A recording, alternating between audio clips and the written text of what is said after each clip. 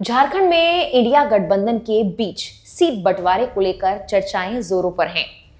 लेकिन भाजपा ने कई सीटों पर इंडिया गठबंधन को मात देने की फुल प्रूफ प्लानिंग पहले ही कर ली है, जिसे वो सीता सोरेन, गीता कोड़ा और अब चंपई सोरेन के जरिए अंजाम देगी। झारखंड में होने वाले विधानसभा चुनाव से पहले ही भाजपा ने जेएमएम की कमजोरी भांपते हुए उनके परिवार की फूट को अपनी मजबूती बना लिया है। ऐसे में वो कौन सी सीटें हैं जहां इंडिया गठबंधन को सोच समझकर अपने प्रत्याशियों को उतारना पड़ेगा, कहां कौन सी सीट पर जेएमएम से भाजपा में आए लोग प्रभाव डाल सकते हैं, इसी पर विस्तार से बात करेंगे। इस वीडियो में आखिर तक बने रहें हमारे साथ।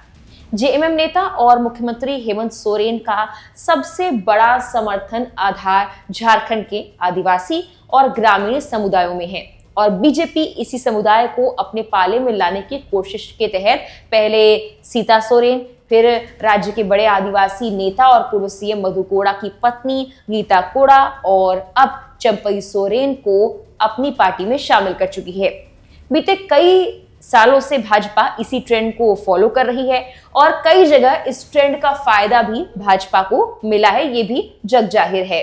दोनों महिला नेताओं को खैर भाजपा ने आम चुनावों में उतारा, लेकिन उस वक्त उसका कोई फायदा नहीं मिला। लेकिन राज्य के महिला वोटर्स पर विधानसभा चुनाव में माना जा रहा है कि ये दोनों अच्छा खासा प्रभाव डाल सकती हैं। हालांकि चंपई सोरेन भाजपा के लिए संजीवनी जैसा काम भी कर सकते हैं। झारखंड विधानसभा की 81 और लोकसभा की 14 सीटें हैं। जानकारी के मुताबिक 2019 के विधानसभा चुनावों में जेएमएम गठबंधन को 47 सीटें मिली थी, जबकि भाजपा को चुनाव में महज 25 सीटों से ही संतुष्ट होना पड़ा था। झारखंड में आदिवासी आबादी करीब 26% है। 2024 लोकसभा चुनाव की बात कर ली जाए, जिसमें भाजपा आदिवासियों के लिए आरक्षित 5 सीटों पर हार गई थी। चंपई सोरेन झारखंड में राजनीतिक रूप से काफी ज्यादा असरदार हैं और मजबूत हैं। वो संथाल जनजाति के बड़े नेता हैं। हेमंत सोरेन भी इसी जनजाति से हैं। ऐसे में चंपई सोरेन, जो कभी खुद हेमंत सोरेन और शिबू सोरेन के भरोसेमंद रहे थे, वो बीजेपी के लिए अहम साबित हो सकते हैं और इस चुनावों में भाजपा को बड़ी जीत दिला सकते हैं। बता दें कि चंपई सोरेन कोल्हान क्षेत्र से आते हैं। एक रिपोर्ट के मुताबिक 2011 की जनगणना में कोल्हान में आदिवासी आबादी सबसे ज्यादा यानी करीब 42% है।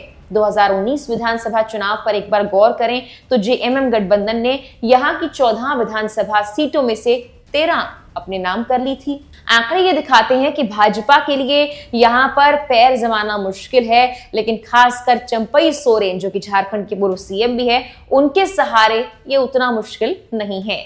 झारखंड भाजपा अध्यक्ष बाबूलाल मरांडी ने हाल ही में इकोनॉमिक टाइम्स को एक इंटरव्यू दिया और इसमें उन्होंने कहा, झारखंड आंदोलन से चंपई सोरेन मजबूत नेता रहे हैं। अगर वो भाजपा में शामिल होते हैं तो पार्टी मजबूत होगी। चंपई का कुछ सीटों पर प्रभाव है। कोल्हान में बीजेपी भी मजबूत है। उनका ये बयान खैर चंपई सोरेन के भाजपा में शामिल होने से पहले जरूर आया, लेकिन जाहिर तौर पर वो यही कहना चाह रहे थे कि चंपई सोरेन अगर पार्टी में शामिल होते हैं तो इसका फायदा बीजेपी को मिलेगा और इसी पर सबकी निगाहें बनी हुई हैं। हालांकि क्या बीजेपी की इस रणनीति को मात देने के लिए इंडिया गठबंधन सीट शेयरिंग में या फिर अपने प्रत्याशियों को उतारने के दौरान कोई खेल कर पाएगा या फिर नहीं, ये तो जल्द ही साफ हो जाएगा।